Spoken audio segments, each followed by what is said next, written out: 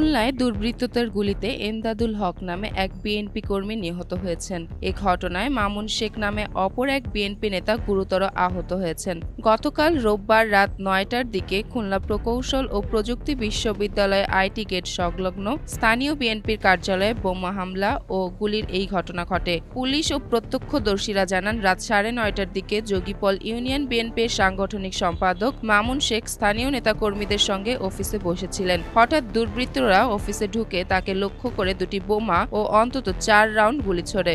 প্রথম গুলি লক্ষ্যভ্রষ্ট হয়ে পাশে থাকা এমদাদুল হকের শরীরে লাগে এবং ঘটনাস্থলেই তিনি মারা যান। পরবর্তী গুলিতে মামুন শেখ গুরুতর আহত হন। সহকর্মীরা দ্রুত তাকে উদ্ধার করে খুলনা মেডিকেল কলেজ হাসপাতালে ভর্তি করেন, যেখানে তার অবস্থা আশঙ্কাজনক। খানজাহান আলী থানা বিএনপি সভাপতি কাজী মিজানুর রহমান জানান, হামলার ঘটনায় একজন নিহত ও একজন গুরুতর আহত হয়েছেন। পুলিশ জানিয়েছে, নিহত এমদাদুল হক স্থানীয় একটি মাদ্রাসার শিক্ষক ছিলেন। ওসি মোহাম্মদ তহিনুজ্জামান বলেন, হামলাকারীদের শনাক্ত ও গ্রেফতারে অভিযান চলছে। এখনো মামলা হয়নি, তবে তদন্তের মাধ্যমে ঘটনাটির পেছনের কারণ উদ্ঘাটনের চেষ্টা চলছে।